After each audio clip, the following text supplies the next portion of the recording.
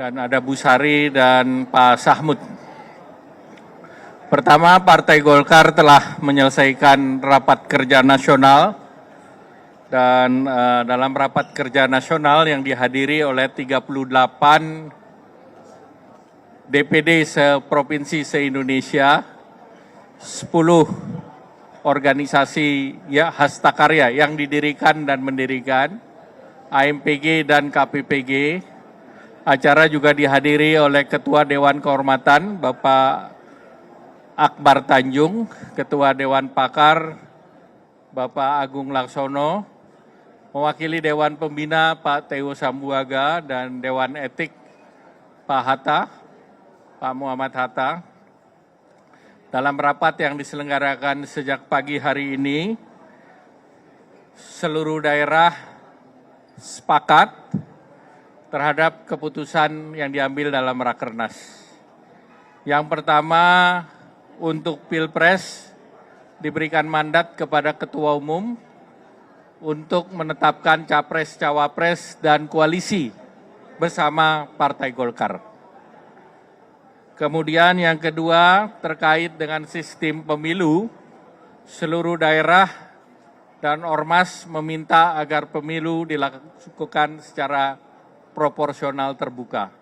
Dan oleh karena itu, menugaskan kepada DPP untuk terus berjuang agar sistem proporsional terbuka bisa diperjuangkan. Yang ketiga, terkait dengan pemilu, yang saat sekarang Partai Golkar bakal calon legislatif masih menurut alfabetis. Nah, ini diminta untuk pada waktunya dibuat berdasarkan nomor urut. Dan nomor urut itu berbasis kepada PDLT, yaitu prestasi, dedikasi, loyalitas, dan tidak tercela. Itu kriteria yang diminta. Kemudian dari sayap pemuda dan wanita, diminta agar diberikan kesempatan kepada pemuda dan wanita, dan juga khusus untuk wanita diperjuangkan kuota 30%-nya. Dan juga tentu diminta untuk caleg wanita diberikan kemudahan-kemudahan dalam kampanye nanti. Kemudian seluruh ketua-ketua DPD, juga seluruh ketua-ketua umum ormas hastakarya dan yang mendirikan bertanggung jawab untuk pemenangan Pileg, Pilpres, dan Pilkada, baik itu oleh DPP, oleh ketua-ketua provinsi, ketua-ketua kabupaten, ketua-ketua kota dalam seluruh tingkatannya, seluruhnya berkewajiban untuk memenangkan Partai Golkar. Nah, selanjutnya tentu hal teknis nanti akan terus dibicarakan dalam program teknis yang sudah diputuskan oleh Partai Golkar. Demikian, cukup, tidak ada pertanyaan. Terima kasih. Ada pertanyaan?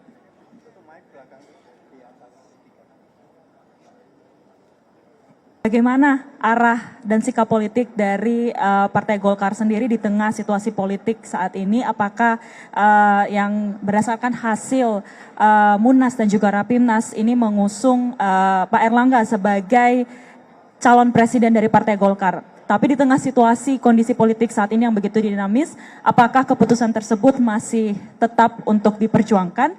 Lalu juga kembali lagi kami ingin menanyakan terkait dengan Koalisi Indonesia Bersatu, untuk penegasannya, apakah koalisi ini masih tetap berdiri atau seperti apa? Terima kasih, Pak. Pertama saya jawab dulu Koalisi Indonesia Bersatu. Koalisi Indonesia Bersatu sudah dibentuk 1 tahun yang lalu, dan antar kami bertiga komunikasi masih terus, karena kalau akad nikah itu tekengannya belum ada yang diteken.